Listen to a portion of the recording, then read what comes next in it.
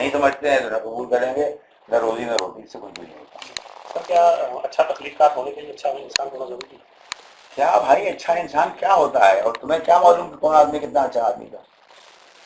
اگر یہ بات ایسی ہے کہ ضروری ہے تو دنیا کے بڑے لوگوں کے نام لے لو کہ وہ کیسے آدمی، تمہیں کچھ معلوم ہے؟ یورپیڈیز کے اتنا بڑا ڈرامہ نگار، اس کے بارے میں تم تو کچھ بھی نہیں معلوم۔ اس کے 26 ڈرامے، 3 ڈرامے تھے، جس سے بچے ہیں اور کوئی بچا ہی نہیں ہے۔ کالیداس کے بارے میں کچھ معلوم ہے کہ وہ کیسے آدمی تھے، چور تھے کہ شکار تھے، کیا معلوم بھائی؟ اچھا آدمی، یہ سب چیزیں یہ معاف کیجیے گا، بالکل ایسی بحثیں ہیں جو بچوں کو الجھانے اور انہیں گمراہ کرنے کے کام میں لائی جاتی ہیں کہ اچھا ادب، ایک تو بھائی ادب ایک اور چیز ہے اور اچھا انسان ایک اور چیز ہے۔ کیا اگر ادب کے لیے ضروری ہے کہ اچھا آدمی ہو تو پھر اس سے اور بھی ضروری ہے بھائی کہ مثلاً موسیقی کے لیے، مثلاً مصوری کے لیے ضروری ہے کہ مصور بھی ہے اگر اچھا ہو تو انسان اچھا ہو، یہ کہیں نہیں لکھا ہوا۔ اور یہ کہ جس چیز کو آپ ثابت نہیں کر سکتے، فردوسی کے بارے میں آپ کو کیا معلوم ہے کس طرح کا آدمی تھا وہ؟ چلیے رومی کے بارے میں تھوڑا بہت جانتے ہیں آپ، تھوڑا بہت جانتے ہیں، خسرو کے بارے میں تھوڑا بہت جانتے ہیں آپ، مگر اور کتنے لوگ ہیں مثلا نظامی کے بارے میں آپ کو نہیں جانتے، شیکسپیئر کے بارے میں آپ کیا جانتے ہیں؟ شیکسپیئر کی زندگی کے تو 20 کے 8 سال غائب ہے، پتہ نہیں وہ کیا کر رہا تھا۔ ارے آپ یہ مجھے بتا دیجیے کہ اب غیر معمولی کامیابی کے باوجود جو آدمی کی 46 برس کی عمر میں اپنا کام چھوڑ دے اور لندن چھوڑ کے جا کے اپنے گاؤں میں رہنے لگے، کیا وجہ تھی؟ اس کو نہ کوئی بیماری ہے، نہ اس کے خلاف کوئی پولیس تھی، نہ اس کے خلاف کوئی چور تھا، نہ اس کو کوئی دھمکی تھی، نہ کوئی ٹیررسٹ تھا۔ 46 برس کی عمر میں اس نے اپنا کام بند کر دیا۔ اب بتاؤ اس کو کیا بھائی؟ کہ تم کو یہ بھی نہیں معلوم ہے، تم اس کے بارے میں کیا بحث کر رہے ہو؟ اچھا آدمی تھا کہ برا آدمی تھا؟ سر احمد مشتاق کے تعلق سے آپ نے جو فرمایا تھا کہ احمد مشتاق جو ہیں وہ فراق سے بڑے شاعر ہیں، ارے بڑے نہیں، بہتر شاعر کہا تھا بھائی، بڑے بڑے کام نہیں بات کرتے کبھی ہمارے۔ دیکھیے اب مجھ پر زبردستی لوگ الزام لگا دیتے، یہ الزام لگا دیا کہ فاروقی صاحب کہتے ہیں کہ نماز پڑھنا زیادہ اچھا اردو پڑھ کے کاغذ ہو، یا نماز اردو برابر ہے۔ بھائی میں کہیں دکھا دیجیے آپ، پرانے لوگوں کو چھوڑ دیجیے آپ جن کی بڑائی کی مستحکم ہو چکی ہے، اقبال تک کے جتنے لوگ ہیں ان میں سے جن کو بڑا کہا جاتا ہے وہ سب مستحکم ہو چکے ہیں، وہ ان کو میں بھی بڑا کہتا ہوں، لیکن اقبال کے بعد کے کسی شاعر کو میں نے بڑا شاعر نہیں کہا، کیونکہ بڑا شاعر فیصلہ ہم لوگ نہیں کر سکتے، بڑا ہم لوگ ان سے بہت نزدیک ہیں، کہ ہمارے سامنے بیٹھے ہوئے ہیں، یہ تو برا کام بھی کر رہے ہیں جو تمہارے خیال میں نہیں کرنا چاہیے، شراب بھی پی رہے ہیں، جوا بھی کھیل رہے ہیں، بدماشی بھی کر رہے ہیں، تو مطلب یہ ہے کہ انسان ہے وہ، اور کلام سامنے ہے، اور ان کے بارے میں جو ان کے ادب کی جو تعبیریں ہیں ابھی آ رہی ہیں، ابھی اور بھی آ رہی ہیں۔ بڑا میں نہیں کہا، میں نے کہا بہتر شاعر ہے، میں ابھی کہتا ہوں۔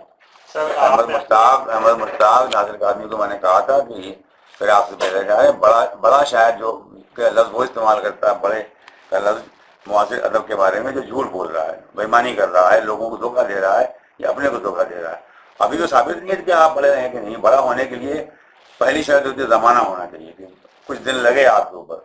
اگر آپ کو 50 سال بعد لوگ پڑھ رہے ہوں، آپ بحث کر رہے ہوں، جیسے میں نے کہا کہ قرۃ العین کا معاملہ ہے کہ جیسے بھی ہو، لیکن بہرحال آپ کا دریا پہ لوگ ابھی گفتگو کر رہے ہیں، تو اس کے بارے میں آپ کہتے ہیں ہاں بھائی یہ چیز ہے جس پر ہم غور کر سکتے ہیں کہ اس عظمت اس میں حاصل ہے کہ نہیں ہے، غالباً نہیں ہے لیکن آپ غور کر سکتے ہیں۔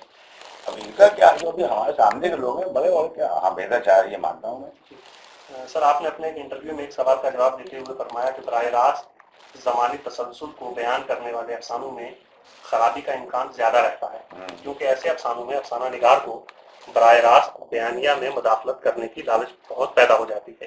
آپ کے اس جملے کو کئی زاویوں سے دیکھا جا رہا ہے، آپ اس بات کی وضاحت فرما دیں کہ آپ براہ راست بیانیے میں مداخلت سے کیا مراد ہے، اور پھر کس طرح یہ مداخلت ادبی خسارے کا سامان بنتی ہے۔ خسارہ تو بھائی تم ایسے سے لفظ آ رہا ہے، کہاں سے ڈھونڈ کے لایا تم؟ خسارہ میں نے کب کہا بھائی؟ ارے دیکھیے سامنے کی بات ہے، ابھی بچوں کو پڑھا رہا تھا افسانہ میں، کیا کہتے ہیں کہ بولا، میں پڑھا تھا افسانہ بھی صاحب کا، اتنا سڈول سجا ہوا افسانہ ہے، لیکن چونکہ اس میں سب واقعات براہ راست اور تسلسل سے بیان کیے گئے ہیں، تو لامالہ اس میں کہیں نہ کہیں پر لگتا ہے کہ بیدی صاحب خود بول رہے ہیں، بیدی صاحب متاثر کر رہے ہیں اپنی رائے سے اپنے پڑھنے والے کو۔ یہی ہوتا ہے کہ بہتر یہ ہوتا ہے کہ جب افسانہ نگار اس کا جو مشہور جملہ فلوبیر کا جو میں نے کئی بار لکھا بھی ہے کہ افسانہ نگار کو اپنی تخلیق میں یوں ہونا چاہیے جیسے کائنات میں خدا، کہ کہیں نظر نہ آئے، لیکن اس کے بغیر ظاہر ہے کہ کائنات بھی نہیں۔ اب بیٹی صاحب ایسے بڑے لوگ جو ہیں ان کے یہاں بھی یہی ہوتا ہے کہ ان کا اپنا خیال کیا ہے بھولا کے بارے میں، یا اس کہانی کے بارے میں جو واقعہ جو بیان ہو رہا ہے، یا جو بوڑھا جو کہ اس کا دادا ہے بھولا کا، یا جو بھولا کی ماں جو بیوہ ہے، ان لوگوں کے بارے میں بیٹی صاحب کا اپنا خیال کیا ہے وہ کہیں نہ کہیں جھلک پڑتا ہے اگر آپ براہ راست آپ بیان کر رہے ہوتے ہیں۔ جبکہ بیٹی صاحب بہت ہی محتاط افسانہ نگار ہے، اور لوگ کہتے ہیں بین کیا لکھتا ہے، اسی زمانے میں پڑھایا میں نے افسانہ، ہم کو بچوں کو آیا اپنے میں نے افسانہ کرشن کا چلو کی دنیا جگہ جگت میں کرشن بول رہے ہیں، یہ یوں اس لیے تھا، یہ وہ اس لیے تھا، زمانہ یہ کہتا ہے، تاریخ جو کہتی ہے۔ تو جب تم اس لیے کہ جب ایک بات کو تم مسلسل بیان کرو گے، ایسا ہوا پھر ایسا ہوا پھر ایسا ہوا پھر ایسا ہوا، تو ایک طرح کی جسے کہنا چاہیے کہ شوق پیدا ہونے لگتا ہے، لالچ ہونے لگتی ہے کہ ہم بھی کہیں گے کیوں ہوا کیوں ہوا، حالانکہ چاہیے کہ ہم چھوڑیں اس کو افسانہ نگار پہ نہیں بلکہ چھوڑیں پڑھنے والے کے اوپر۔ تو خسارہ نہیں کہتا، میں یہ کہتا ہوں اس سے افسانہ نگار ایک غیر ضروری کام کرتا ہے، جس کی بنا پر کہ افسانے کی افسانویت کہہ لیجیے آپ اگر آپ چاہیں، اس میں تھوڑی سی کمی کا امکان پیدا ہو جاتا ہے۔ تھوڑی یہ بہت مجھے منظر ہے کہ آپ کتنا اس میں پیج لگا رہے ہیں، پینشن کیا زیادہ معلوم ہوتا ہے، بیٹی صاحب میں کم معلوم ہوتا ہے، کہ دونوں زیادہ معلوم ہوتا ہے۔ اب دیکھیے جب وہ یہ مثال میں اس پر آج تک کسی نے جواب نہیں دیا مجھے اس بات کا، کیا نام تھا اس کا یار، وہ چھوٹا جو ناول ان کا جو ہے بیٹی صاحب کا، چودر محل۔ آج کی شام یوں شروع ہوتا، آج کی شام سورج کی ٹکیا بہت لال تھی، یہ کون کہہ رہے ہیں؟ بیٹی صاحب خود کہہ رہے ہیں، تو انہیں کہنے کا کیا ہے، دوستانہ نگار ہیں۔ یہ تو اگر بیٹی صاحب بول رہے ہیں، محفوظ صاحب بول رہے تو وہ کہیں کہ محفوظ نے کہا آج کی شام کی ٹکیا بہت لال ہے، تو بات الگ ہوتی ہے۔ جب وہ نیریٹر بیانیہ کا جو مالک ہے وہ خود ہی کہہ رہا ہے، تو گویا آپ کو بتا رہا ہے کہ بھائی میں نے طے کر لیا کہ اس افسانے میں ایسی باتیں ہوں گی جو خون خرابے کی باتیں ہوں گی۔ یہ بات پھر ہوئی نا کہ تو اس لیے افسانہ نگار کو چاہیے کہ اپنے جس کو کہ پوائنٹ آف ویو کہتے ہیں اس پوائنٹ آف ویو کو افسانے سے باہر رکھیں، اور جب ایسا افسانہ لکھیں گے آپ اس میں ایسا ہوا پھر یہ ہوا پھر یہ ہوا پھر یہ ہوا، تو اس میں لامحالہ پوائنٹ آف ویو کے آنے کی گنجائش زیادہ پیدا ہو جاتی ہے۔ سر 5 منٹ ہو بس، آگے نہیں۔ ایک ماں باپ سوال تو 2-3 پوچھ کہ ہم 5 منٹ بولیں، ہمارا مطلب یہ ہے سر ایک 2-3 سوال تھے سر ماں باپ جدیدیت کے تعلق سے، تو ایک یار پوچھو دو سوال چھوڑ دیتا ہوں سر، پہلے ایک پوچھیے صحیح پہ دیکھتے ہیں۔ ماں باپ، جہاں تک ماں باپ جدیدیت کا تعلق ہے تو آپ نے اپنی تحریروں میں جس قدر گہرائی سے مثلا تنقیدی افکار، جدیدیت کا لاج اور دوسرے مضامین وغیرہ میں ان کے تنقیدی تصورات سے اس وقت بحث کی ہے جب انڈو پاک میں کوئی ان کے نام سے واقف بھی نہیں تھا، اگر اس طرز پر سوچا جائے تو آپ ہی ماں باپ جدیدیت کے بھی بانی قرار دیے جاتے اگر ماں باپ جدیدیت سراسر خلاف شو ثابت نہ ہوتی۔ کیا آپ کو نہیں لگتا کہ اس سے آپ کا بھی نقصان ہوا ہے؟ نقصان کیا ہوا؟ ارے بھائی ایک تو یہ بات اب میں نہیں مانتا کہ بابا جدیدیت کے جو افکار ہیں وہ پہلے میں نے بیان کیے، میں اس کو نہیں مانتا۔ اگر کوئی افکار ہیں، لیکن مان لیجیے اگر ہیں بھی اور ان کو پہلے میں نے نہیں بیان کیا، یہ بیان کیا لیکن لوگ اس کو لوگ نہیں مانتے، اس میں نقصان کیا ہوا؟ جب آپ خود ہی کہیں کہ فلاپ شو ہے تو اس میں کیا نقصان ہوا؟ یہ بات غلط ہے بالکل۔ دیکھیے یہ ہے کہ ماں باپ جدیدیت کسی بھی رجحان کو میں قبول کرنے کو تیار نہیں ہو سکتا اور نہیں ہوں جو کہ کائنات میں کسی مرکزی معنویت اور انسانی شخصیت اور انسانی انڈیور میں کسی قوت سے انکار کرے۔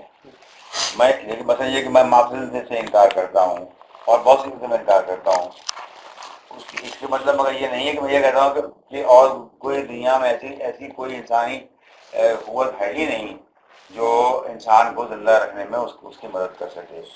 اور مابا جدیدیت میں جو کچھ بھی ہے اس کا مقصد صرف یہی ہے کہ تمام تصورات جن کو کہ وہ لفظ بیانیہ سے تعبیر کرتے ہیں وہ سب الگ الگ چھوٹے بیانیے ہیں، بڑے بیانیے ختم ہو چکے ہیں۔ بڑے بیانیے کی مراد یہ کہ وہ بیانیے جو کہ پوری کائنات کے معنی بیان کر سکیں۔ تو یہ ایک اول تو یہ کوئی اچھی ویسی بہت بڑی بات نہیں، لیکن بہرحال اس کو آگے لے جائیں گے تو مطلب یہ نکلتا ہے کہ اگر مثلا ادب ایک بڑا بیانیہ ہے کہ نہیں ہے، ہاں ہے، اگر ہے تو کہہ رہے ہیں ادب ختم ہو چکا ہے، تو رہ کے جائے گا. تو میں کبھی مماثلیت کی کسی بات کو قبول نہیں کر سکتا، اور اگر دریدہ یا کسی اس طرح کی کسی ایک دو آدمی کا ذکر میرے یہاں آیا ہے تو بس اس لیے آیا کہ وہ لوگ ہیں، انہوں نے لکھا بکھا ہے جو کچھ، چونکہ تم آدمی کو چاہیے کہ معلوم رہے کہ اس کو کہ لوگ کیا لکھ رہے ہیں، ان میں کوئی بات مجھے ضرورت پڑی اس کو میں نے ذکر کر دیا ہوگا، لیکن کیا بلکہ کر دیا ہے. لیکن میں ان میں سے کسی کو ہرگز حرف آخر نہیں سمجھتا ادب کے معاملات میں بولنے کا. اور مابا جدیت کو خود میں اس لیے ناقابل اتنا سمجھتا ہوں کہ ہزار کوششوں کے باوجود اب تک وہ یہ نہیں بتا پائے ہیں کہ آخر وہ دنیا میں ادب کے ساتھ کیا کرنا چاہتے ہیں. اگر مجھے بتا دیں وہ کہ میں یہ کرنا چاہتا ہوں ادب کے ساتھ تو میں سوچوں کہ اچھا بھائی آپ اچھا کریں گے برا کریں گے. ابھی تو مجھے ان کو انہوں نے یہ نہیں بتایا کہ سودا کے خریدے کیسے کس طرح پڑھائے جائیں گے، یہ مجھے اسی بتا دیجیے تو اس کے آگے بات کروں گا آپ سے. سر یہ جمیل جالبی صاحب نے بھی ایک جگہ کہا تھا کہ فریدہ کا یہ کہنا کہ متن ایسی گزرگاہ ہے جہاں سے معنی کے قافلے گزرتے رہتے ہیں، دراصل محفوظ متن یعنی قرآن کے مقابلے میں غیر محفوظ متن بائبل کو بڑا ثابت کرنے کی کوشش ہے. بائبل کو نہیں بھیا، وہ یہودی تھا وہ، لیکن حالانکہ اس پر گوبھی چند بہت ناراض ہوئے، اور جب انہوں نے کہا تھا جمیل جالبی صاحب نے کہ ساتھ یہ ساری یہودیوں کی سازش ہے، تو ناراض اس لیے ہوئے اور صحیح ہوئے کہ ہر جگہ کی سازش وازش تم کہاں دیکھتے ہو، سازش ہو رہی ہے. یہ ہم لوگوں کا بہت خاص ہم لوگوں کے طریقہ ہے اردو والوں کا مسلمانوں کا. تو مگر ان کی بات بالکل پکی ہے. اگرچہ یہ بات دریدہ نے نہیں، اس کے پہلے نیچر کہہ چکا تھا، لیکن بات بہت پکی ہے کہ اس طرح کے اصولوں کو قائم کرنا کہ متن میں کوئی معنی قائم نہیں ہوتا، اگر معنی قائم نہیں ہوتا تو پھر حق بھی نہیں قائم ہوتا، اگر حق نہیں قائم ہوتا ہے تو پھر قوت بھی کوئی قائم نہیں ہوتی ہے. تو یہ بالکل صحیح بات ہے کہ کس طرح کی باتیں انسان کو اپنے وجود اور اپنی تہذیب سے مشکوک کر دیتی ہیں. اب ہو یہ رہا ہے کہ ہم لوگوں کو بتایا گیا، یہ بتانے کی کوشش کی گئی کہ متن ایک ویسی گزرگاہ ہے جس سے معنی کے قافلے گزرتے رہتے ہیں. نکشا نے کہا تھا کہ truth is a mobile army of truth, یعنی آج کچھ ہے کل کچھ ہے، جو چیز کو اس نے استعمال کر لیا. تو اور ایسی بہت سی باتیں اب وہ تو یہ کر رہے ہیں مغرب میں کہ پرانی کتابوں کے، پرانے ادیبوں کے نظموں کے ترجمے ایک نہیں چار نظر میں آ رہے ہیں. اب دیکھیے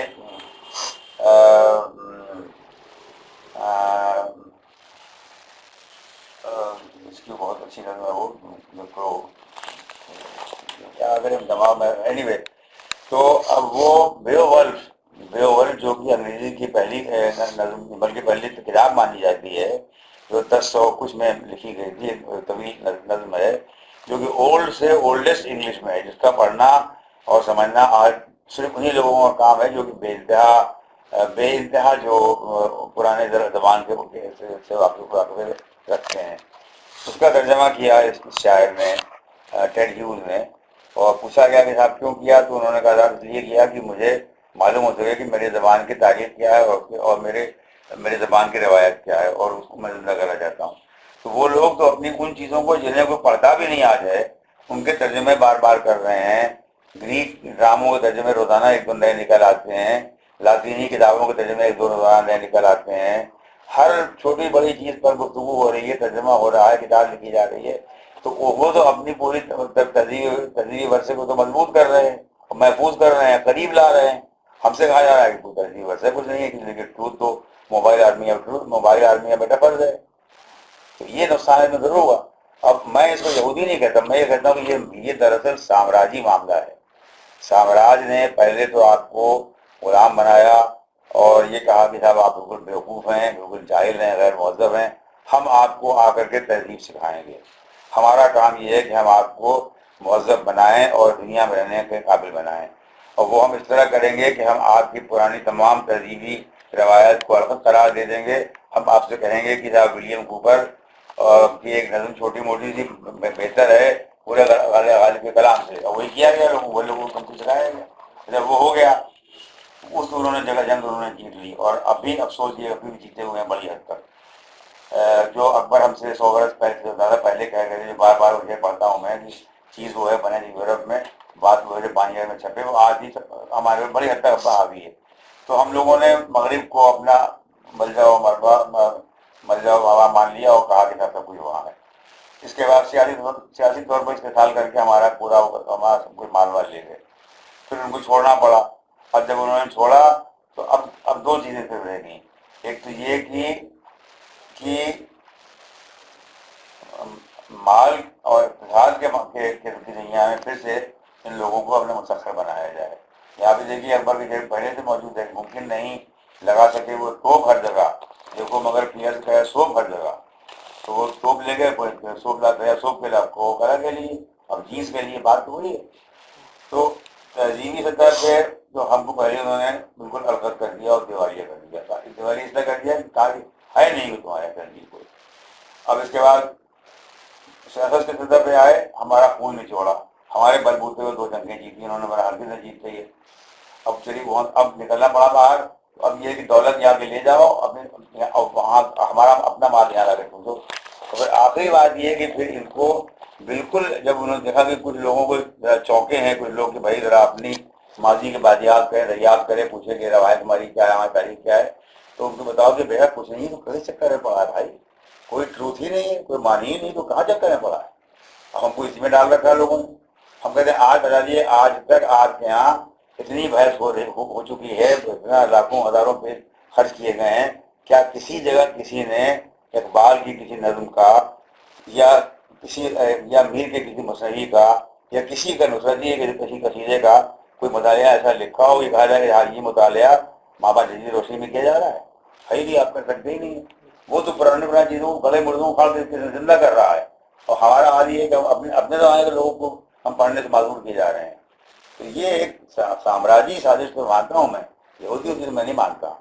اور یہ سب, اور جہاں سوال یہ ہے کہ بائبل کو مستحکم کرنے کا, تو بھائی وہ قوم تو بائبل کو پتہ نہیں کب سے بھلا چکی ہے, وہ تو اللہ میاں کے بارے میں. اب تو یہ بھی ایک پوری تحریک موجود ہے اس طرح کی جو بتاتی ہے کہ حضرت صاحب تو تھے ہی نہیں. ان کی تہذیب میں لوگ موجود ہیں. انجیل کے بارے میں تو آپ کو نہیں کہہ رہے, اور بھی بہت سی انجیلیں دریافت کی جا رہی ہیں. ابھی ایک دریافت بھی اس کے بارے میں کہا جا کہ یہ قدیم تر ہے ان تمام انجیلوں جو کہ ہم لوگ کو کہا جا رہی ہیں وغیرہ وغیرہ. تو انجیل کا معاملہ نہیں, یہ معاملہ دیکھیے صرف دولت کا معاملہ ہے. کہ جو قوم کی دیکھیے, ہاں ہم لوگ بڑے ہو رہے تھے جب, تو ہم لوگوں کو بتایا گیا تھا میری ناوے پاپڑ کے کہ چین والے بڑے افیمی ہوتے ہیں, افیم خور, جواری, کوئی ان کا کردار نہیں ہوتا, وہ کسی بھی طرح سے ان کے کوئی وہ قابل اعتبار لوگ نہیں ہوتے ہیں. اور ان کے یہاں بچہ افیم کھاتا ہے, بادشاہ افیم کھاتا ہے, چور افیم کھاتا ہے, شاہ افیم کھاتا ہے. تو ہوگا بھائی, ہم سے کہا گیا, ہم نے مان لیا بھائی ٹھیک ہے. اب آپ نے کتنے لوگوں کو بتایا گیا کہ ایک چیز اوپیم وار, کسی کو معلوم اس کے بارے میں؟ چین میں اوپیم نہ افیم پیدا ہوتی تھی نہ پیدا ہوتی ہے, اور نہ اس کا وہاں کوئی وجود تھا, اس کی عادت کا پہلے کرے لوگ کھا لیتے ہوں گے, جیسے ہمارے لوگ کھا لیا کرتے. اب انہوں نے صاحب آپ کے دیکھا کہ یہ جو علاقہ ہندوستان کا ہے, یہاں ابھی وہ بہت پیدا ہوتی ہے ہندوستان کا, اور کچھ علاقہ سینٹرل ایشیا کا ابھی بہت پیدا ہوتی ہے. علاقے ہمارے ہاتھ یوں ہیں, اس کا اب کروں تو کیا کروں میں. ان کا اچھا اب لوگوں کو عادی بناؤ اس کا. تب انہوں نے کہا ہندوستان میں بڑے علاقوں میں ابھی پوستے کی کاشت شروع کرائی, یہاں پر بھی, اور پھر ایران اور سینٹرل ایشیا میں اس میں افیم نکالی جا رہی ہے, بڑی کارخانے اس کے بنائے جا رہے ہیں, اور پھر وہ افیم یہاں سے چائنا کو ایکسپورٹ کی جا رہی ہے. وہ کہا جا رہا تھا دیکھیے یہ ہر مرض کی دوا ہے, ہر درد کی دوا کر لے اللہ محمد, زکام ٹھیک ہوگا, کھانسی ٹھیک ہوگی, درد نہیں ہوتا اس سے ہے, پیٹ ٹھیک ہو جاتا ہے, بچہ اور پیدا کرنے میں عورت کو آسانی ملتی ہے, کھاؤ. یہاں تک انہوں نے چند ہی 2-3 دہائیوں میں 1800 سے لے کے 1819-20 تک انہوں نے پورے چین کی قوم کو افیون کا عادی بنا دیا. اور اتنی دولت انہوں نے سمیٹی ہے کہ وہ خود کہا کرتے تھے کہ ہندوستان کی حکومت صرف افیم پر مبنی ہے, جو یہاں سے آمدنی پیدا ہوتی ہے. اچھا, اب جب وہاں کے لوگوں کو خیال آیا تو کچھ جوک جا گئے وہ لوگ, کچھ جذبہ بھی آیا قومیت کا بھی, تو پھر یہ کیا ہے بھائی, ہمارے آدمی افیم کھا رہے ہیں, شاید کسی کام سے نہیں رہ گئے, سارے کام دینا ہے. تو اب آہستہ آہستہ وہاں کے لوگ چونکے. اب انہوں نے کہا کہ ہم نہیں لیتے آپ کی افیم, ان کا آپ کو لینا پڑے. 3 بار لڑائی ہوئی ہے 1830 سے 1835 تک افیم کے اوپر, جس کو اوپیم وار کہا جاتا ہے. انگریزوں نے بجبر ان کو پھر مجبور کر کے اپنی آپ کو لینی پڑے گی، ان کو شکست دی کو جبر میں. اب یہ تو آپ عالم ہے.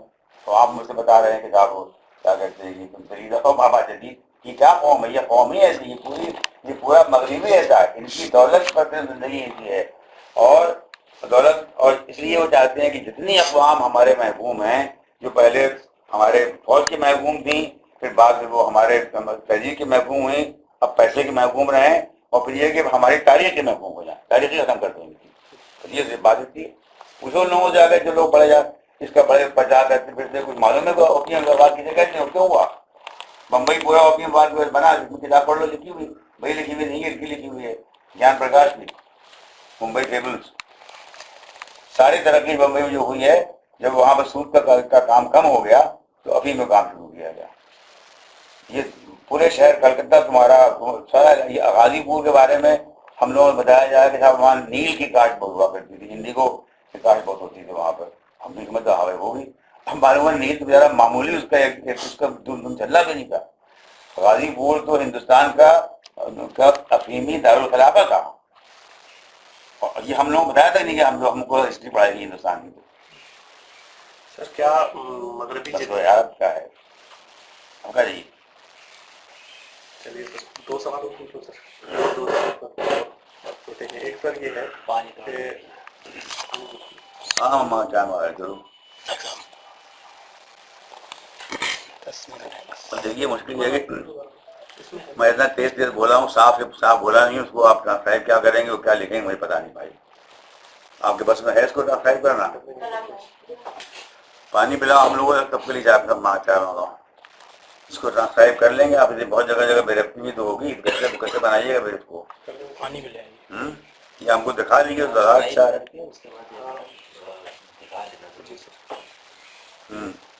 اور یہ چلیے پوچھیے. سر حسن عسکری کی طرح آپ سے بھی لوگوں کو ایک شکایت ہے، اور وہ یہ کہ آپ ایک نظریے کے ساتھ میدان میں آتے ہیں، جب اس نظریے کو قبول عام حاصل ہو جاتا ہے اور لوگ آپ کے پیچھے چلنے لگتے ہیں تو آپ اس راہ کو چھوڑ کر دوسری ڈگر پر گامزن ہو جاتے ہیں. اس میں کس حد تک سچائی؟ محمد حسن عسکری صاحب کا معاملہ یہ ہے کہ یہ بھی میں نہیں مانتا کہ وہ بیچارے انہوں نے کچھ کیا اور پھر اس کے بعد یہ اتنا یہ سب چیزیں بہت ہی جیسے کہنا چاہیے کہ کیا کہا جائے کہ اتنا سادہ کر کے آپ اس کو بیان کر رہے ہیں. دیکھیے عسکری صاحب مانا میں نے کہ وہ ایک زمانے میں فرانس بہت پڑھتے تھے. وہ اس کے بعد پھر انہوں نے کچھ دن تک تو انہوں نے پھر تہذیب وغیرہ ذکر کیا، پھر وہ مذہب پہ آ گئے. اس کا مطلب یہ تو نہیں ہے کہ ان کی جو کچھ انہوں نے لکھا اس کو منسوخ ہو گیا. اب بھی یہ مطلب موجود ہے. انہوں نے اپنی کسی تحریر کو منسوخ نہیں کیا. ہاں بس یہ کہہ رہے تھے بھائی ہم آپ عظیم ادیب میرے گئے، لیکن انہوں نے یہ کبھی نہیں کہا کہ یہ مضمون میرا نہیں ہے. تو مطلب آپ پڑھیں اسے حاصل کیجیے. لیکن میرا تو ماننا وہ بھی نہیں ہے. میں تو بھائی ایک لائن پہ چلا ہمیشہ. میری لائن یہ تھی کہ صاحب ادب کو کسی اور مفاد کا پابند یا کسی اور مفاد کا محکوم یا کسی اور مفاد کا آلہ نہ بنایا جائے. سیاسی مفاد ہو، فلسفیانہ مفاد ہو، مذہبی مفاد ہو، اس کا آلہ نہ بناؤ. بھائی اس کو اپنا کام کرنے دو. یہ میں اب بھی کہہ رہا ہوں، مطلب بھی کہہ رہا ہوں. کون سی نئی بات کہی میں نے؟ اگر میں نے اپنے زمانے کے لوگوں جن کو میں نے گمان کیا کہ اچھے ہیں، ان کو میں نے ان کا ذکر کیا تو اس میں کون سا برا کیا؟ اگر میں نے پرانے زمانے کے لوگوں کو ذکر کیا جو اچھے ہیں تو اس میں کون سا برا کیا؟ میں نے کبھی تو یہ نہ پہلے کہا تھا اور نہ کہہ رہا ہوں کہ غالب کو مت پڑھو، میر کو مت پڑھو، خالد ظفر اقبال کو پڑھو اور مرین نازی کو پڑھو اور شہیار کو پڑھو. میں نے تو کہا دونوں کو پڑھیے، آپ اس کو پڑھیے اس کو پڑھیے. اتنی سی بات ہے یہ. سر خالد جاوید کا ناول موت کی کتاب پر آپ کا مضمون مارکتل آ رہا ہے. اس پر چھڑی بحث کے بارے میں آپ کی کیا رائے ہے؟ بحث تو بھائی میں جانتا نہیں. وہ آپ ہی نے کہیں کچھ لکھا لکھا ہے اور کو پرچہ نکلتا ہے پڑھنے سے. اس میں صاحب نے کوئی مضمون لکھا ہوگا. اس میں کیا بری بات کیا ہے جی؟ نہیں لوگ تم لوگ گھبراتے کیوں ہو بھائی؟ مجھے تو بالکل گھبراہٹ نہیں ہوتی ہے. اگر بعض لوگ ہوتے ہیں گھبراہٹ ہوتی ہے ان کو. ارے میرے بارے میں یہ لکھ دیا، ارے میرے بارے میں وہ لکھ دیا. لکھا تو کیا برا کیا بھائی، لکھ لے تو. ہمیں تو کوئی کچھ نہیں کہنا مجھے بالکل. سر عمران شاہد بھنڈر نے ادھر ادب کے کچھ قدامت لوگوں کی اصلیت پر سے پردہ اٹھایا ہے. آپ ان کے اس قدم کو کس نظر سے دیکھتے ہیں؟ تو ہم لکھ بھی چکے ہیں کہ اچھا قدم اٹھایا انہوں نے. اب بیوقوفی الگ سے کریں تو الگ بات ہے، لیکن یہاں تو کوئی شک نہیں. اچھا انہوں نے اچھا کام کیا ہے. سر آخری سوال ہے کہ آپ بیٹی کا لوگوں کو شدت سے انتظار ہے.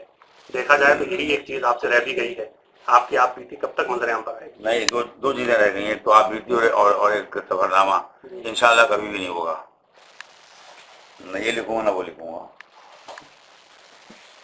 السلام علیکم.